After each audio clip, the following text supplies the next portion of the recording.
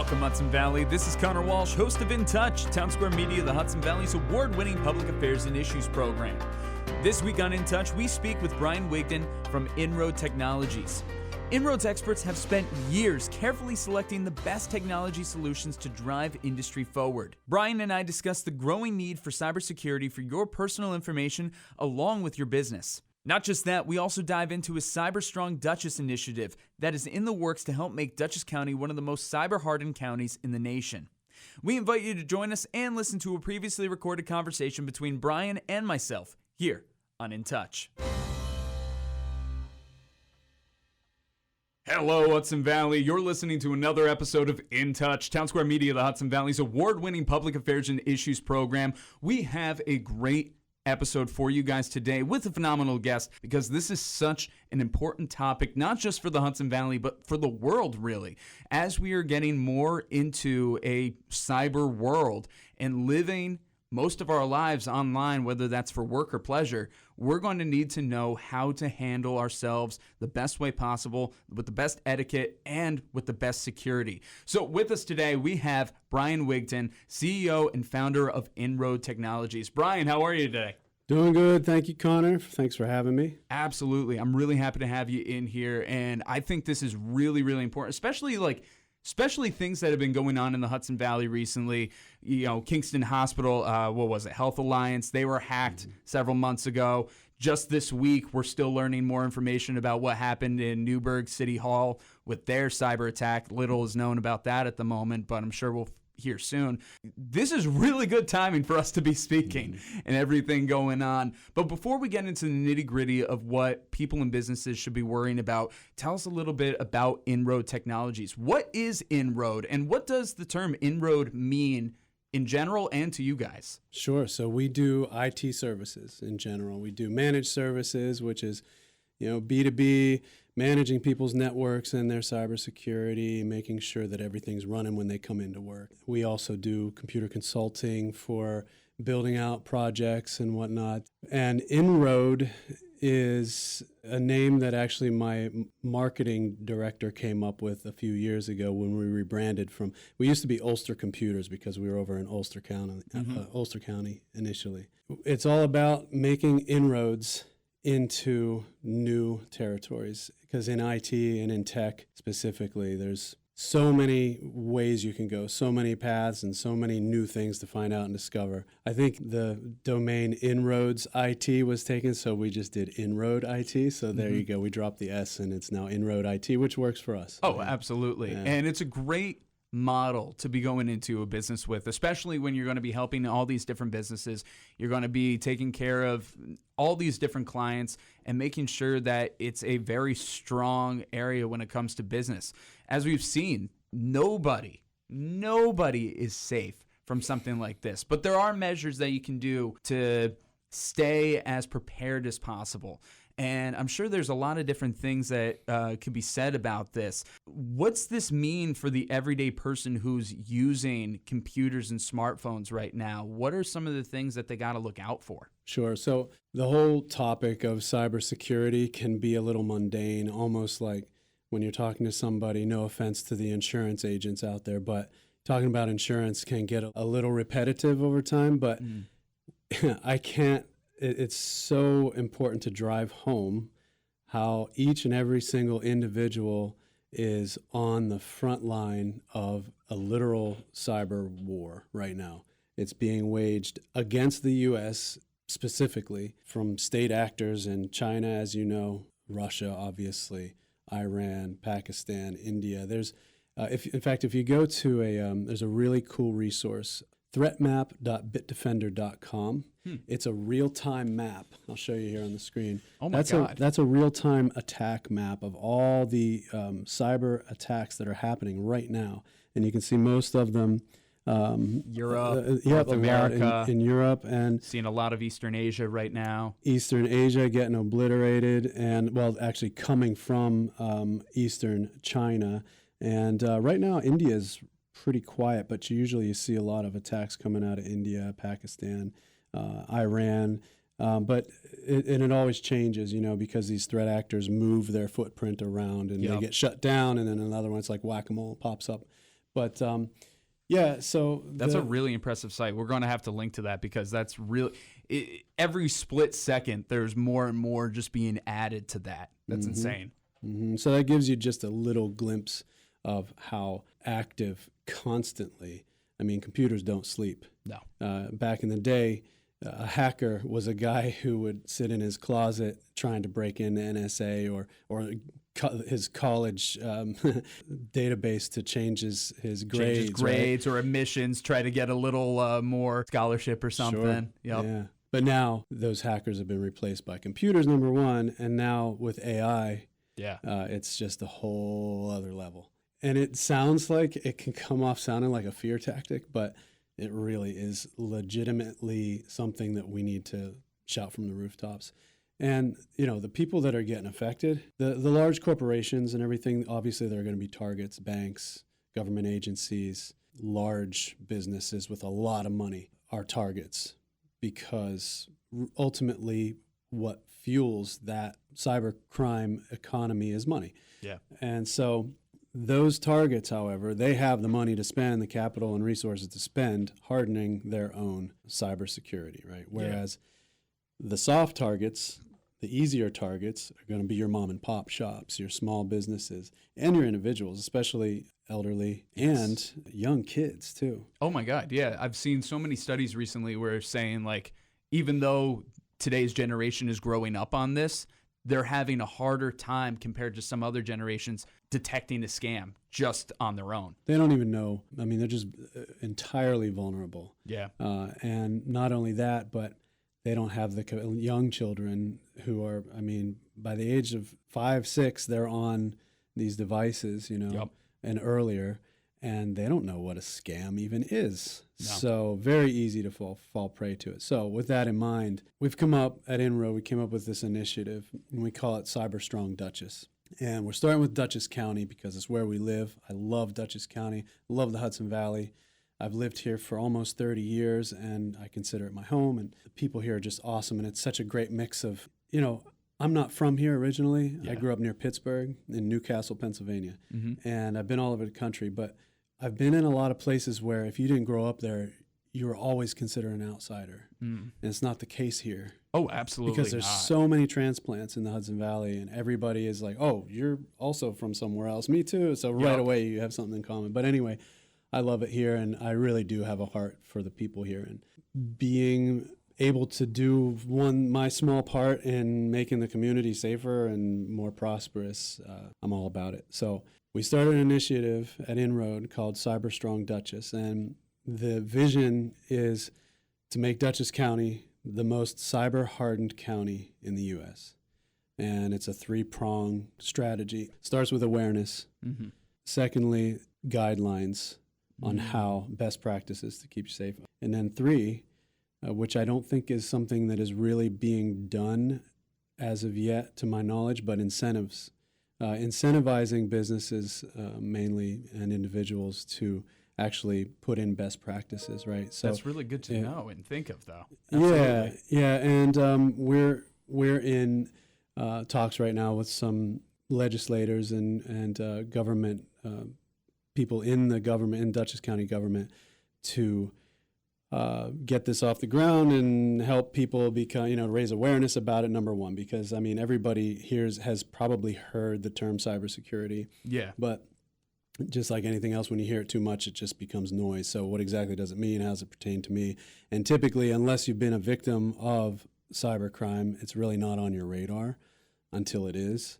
So awareness. And that starts with, our most vulnerable, which are the elderly that we discussed, and young kids, and then moving to small businesses, small and mid-sized businesses. So starting with, without getting too much in the weeds with the actual strategy, but I'll give you, for instance, bringing awareness to grandma and grandpa. Yeah. And there's something that every single person, everyone who has an aging parent or grandparent, going to their house, sitting down with them and saying, hey, grandma, let me look at your security posture here. And, are your passwords strong? Do you have multi-factor authentication turned on? Like things that a lot of people in their 20s and 30s 40s would consider run-of-the-mill. Like, sure, yeah, you use strong passwords.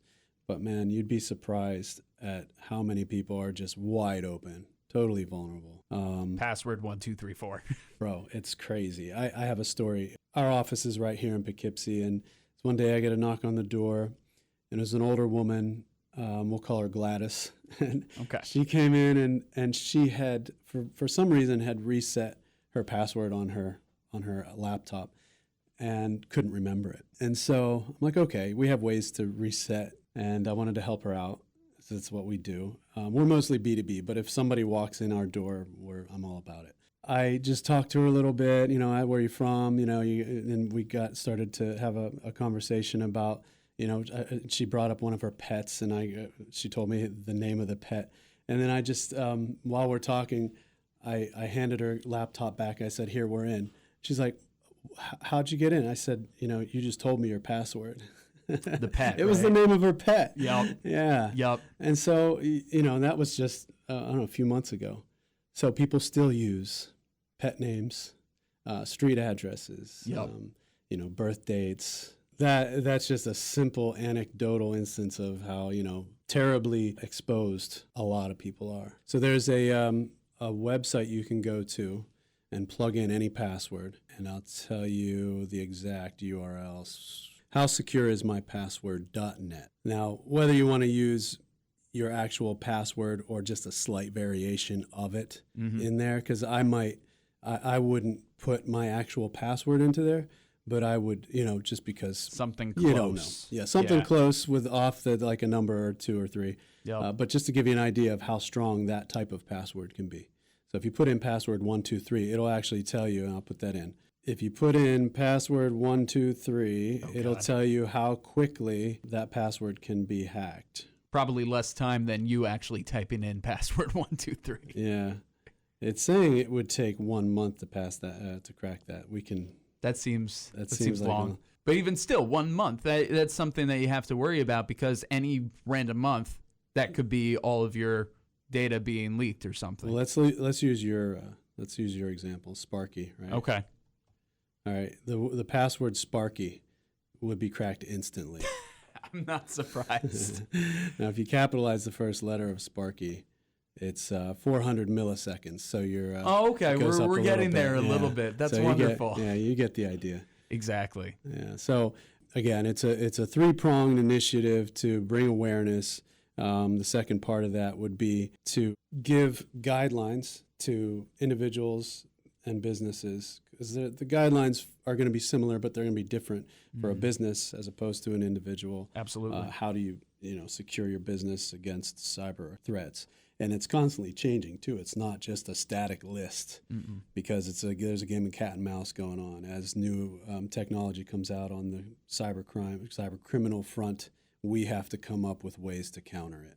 And then the third part of that again would be incentives. So I think that's big. That's something I haven't heard talk about a lot. And again, this is in its infancy, and we haven't crossed this bridge yet. But I'm hopeful that some of this could happen, in the form of tax breaks for businesses who can comply with local guidelines, right? That'd be good. Grants, maybe insurance benefits. We work with some insurance providers that would jump on board with this. And then, public recognition. You can get a stamp of, hey, we're cyber-hardened according to the Cyber Strong Dutchess guidelines, that kind of thing. Yeah, that'd be great. Yeah, and then the other thing, last but not least, would be subsidized training programs. So yes, again, with training and awareness, that's where it all starts. Absolutely, I agree with that, and I want to really touch upon that in a second here. Again, you're listening to In Touch, Townsquare Media, the Hudson Valley's award-winning public affairs and issues program. Speaking with Bryan Wigton, CEO and founder of Inroad Technologies, talking about his Cyber Strong Dutchess initiative and how we can make Dutchess a very cyber-hardened community. And you were saying before, awareness is big, getting these kind of trainings involved. As you said, somebody who's like 20, 30, 40, a lot of these things are kind of second nature. We've grown up with it. We understood. We've unfortunately had the pitfalls, and we've learned from it. Having strong passwords, the MFAs, having these kinds of trainings, what are certain things that right now, today, an individual or business could implement to better secure their systems? Okay, sure. Great question. So we talked about strong passwords. So there's something called a passphrase, which, again, you can Google that. Passphrases would be, there's a few different ways to do it. So you could take 3 words that are sort of uncommon, and I'm just going to pull something out of the air. If you use 3 words like figure, lasted, common, right? Okay. Those aren't necessarily uncommon words, but those are just 3 that came to my head. Yeah. So you take those 3 words and you put them together, and then you separate them by a symbol. Make it either a pound sign or any kind of symbol that isn't a letter or a number. Nice. And then you follow that by, say, a number. So you put that little delimiter in between each word. So you would have, you figure pound 3, lasted pound 4, common. That's a passphrase, and then you can go in there and capitalize 1 or 2 of the letters. Mm-hmm. Now that's something, and the reason that that's recommended is because people can usually remember that. So that's a passphrase, rather than having a string of just random numbers and letters, right? Yeah. That people will tend to write down and put on a sticky note on their monitor or whatever. Yeah. Right. So that's dangerous. The other thing is any kind of like a password. There's keeper.com. It helps you. It's like a password vault, right? Password. There's a bunch of password keepers out there. Well, even Google has a password manager. What do you think about that? Sure. I mean, as long as you have multi-factor authentication turned on your Google account, so that if someone else tries to log in, if they happen to guess your password, then you get a notification on your phone that it's you. And if it is not, then you can deny that. Jump in and change your password. Absolutely. Right? Phishing awareness is huge. Oh, big time. I got 3 phishing emails just today before you came in. I reported each one of them. But but it's not that uncommon for me to see. I can tell what it is right away, but I know other people who can't. If you ever get an email with a link, if I get a link in an email, first of all, don't click it. Yeah. But if you feel like it's safe and you're pretty sure you're certain you know who sent it, you should still right-click the link and copy the link address and drop it into, you can go out and look for a link checker, nordvpn.com/link-checker is one that I'm on right now.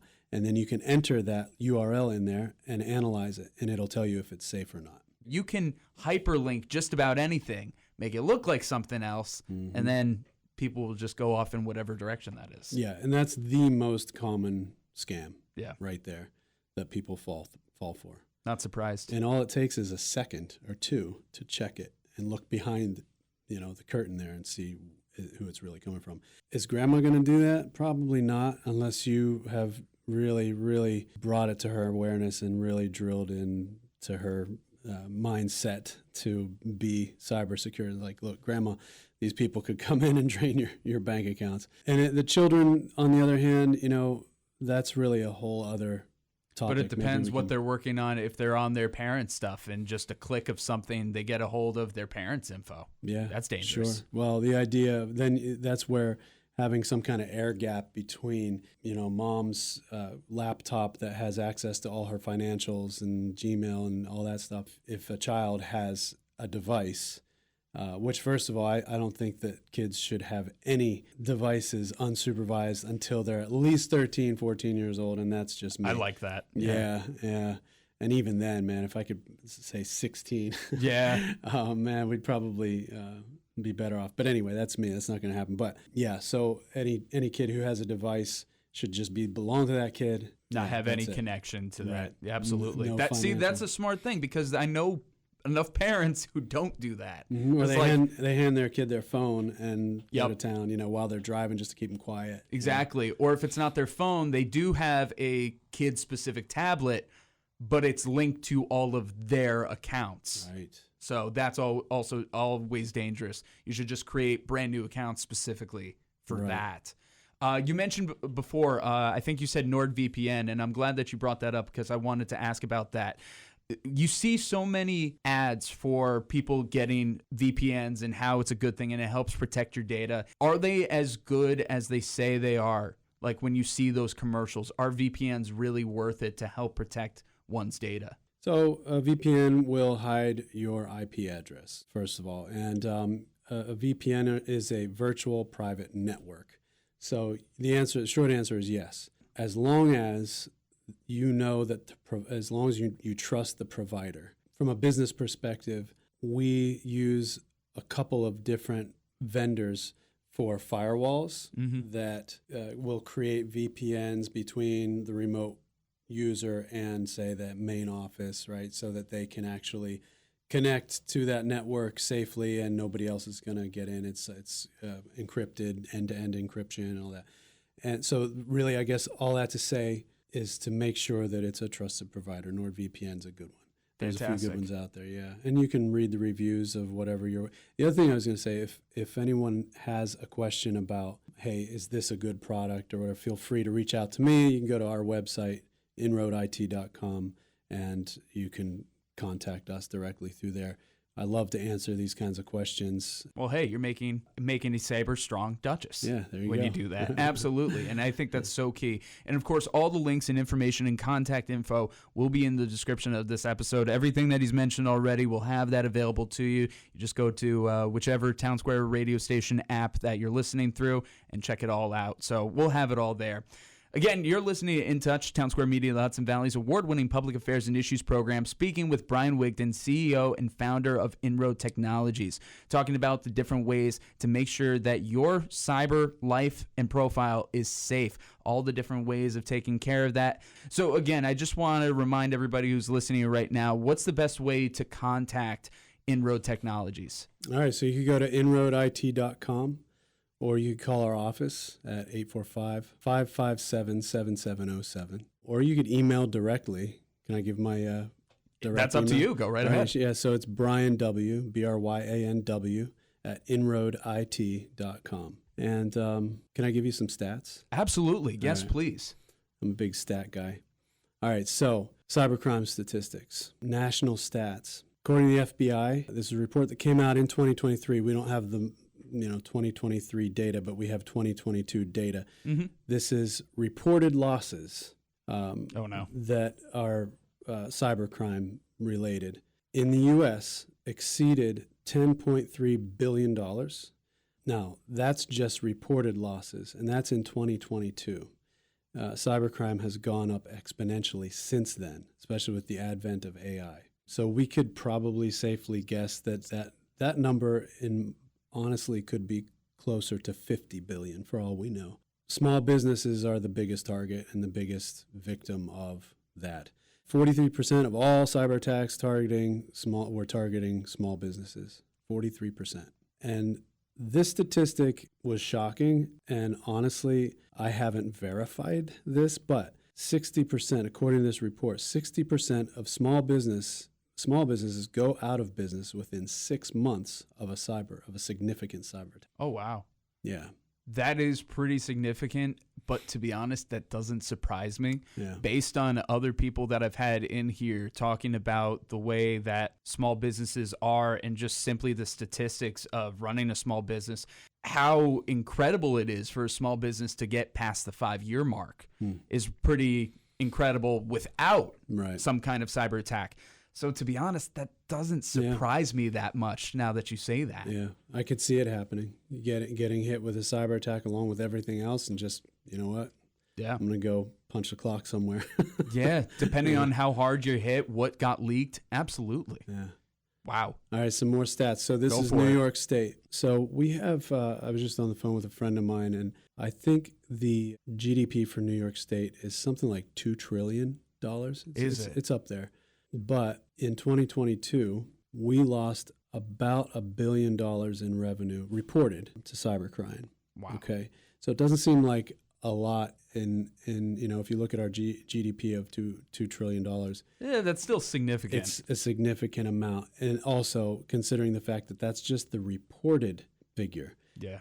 A lot of companies don't report unless they absolutely have to. Whether it's like, a HIPAA compliant thing where they're required, or a financial industry, a financial business, they have to report these. But a lot of companies aren't required to.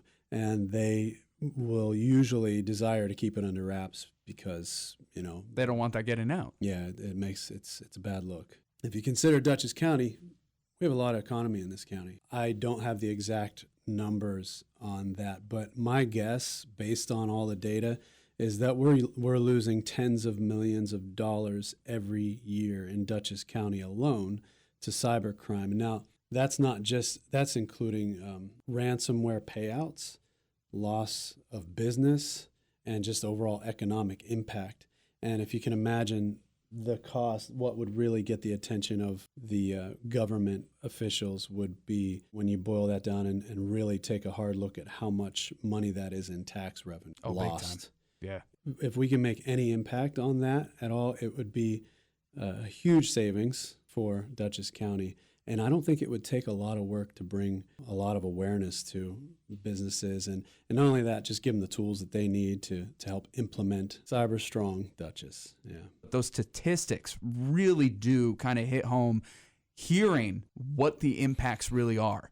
And then it's like, all right, hopefully that's a call to action to some to be like, yeah, I don't want to lose that kind of money. And I hope that really gets them into it. Is there any other statistic that you brought with you today? So individuals over 60 are disproportionately affected by cyber. Have a convo with mom, dad, grandma, grandpa. Big time. And according to the FBI, again, reported financial losses exceed $3 billion, and this is in 2022. For individuals, that's just over 60, and that's just reported. So you could imagine that number is double, triple. So, especially by now at this point, as you said, AI, everything's just gotten crazier. So yeah, it's amazing what 2 years will do. Yeah, especially in this day and age. Amazing what 2 months will do. Yeah, who knows what else we'll be talking about 2 months from now? Mm-hmm. Who knows what other kind of hacks and attacks or what else might be coming through the pipelines? Mm-hmm. So. Fingers crossed, and also let's make Dutchess cyber strong. Absolutely. Cyber Strong Dutchess. But Bryan, thank you so much for being here on this episode of In Touch. We greatly appreciate you. We greatly appreciate what Inroad is doing to help make Dutchess and the Hudson Valley as a whole just a stronger place. And let's keep pushing that awareness. Cool. Absolutely. Thanks, Conor. This has been this week's edition of In Touch, the award-winning public affairs and issues program that runs across Townsquare Media, the Hudson Valley radio stations. We want to give a big thank you to Bryan Wigton. For more information on Inroad Technologies, go to inroadit.com. Of course, all the links and information can be found in the description of this episode. Whether you've been listening for a while or you just joined us, thank you. You can find In Touch episodes new and old on your favorite streaming services like Spotify, Apple Podcasts, Google Podcasts, Stitcher, and more. That and listen on demand with your Townsquare radio station mobile app. Of course, you can still find all articles and audio under the In Touch tab on this radio station's app and website. And while you're there, also check off our latest spin-off series, Townsquare Spotlights, which specifically sheds a light on arts and entertainment in and around the Hudson Valley. Don't forget, we're also on YouTube, Facebook, and Instagram at InTouch_HV. I've been your host, Conor Walsh. Until next time, stay curious, keep an open mind, and as always, I'm glad we get to spend some time.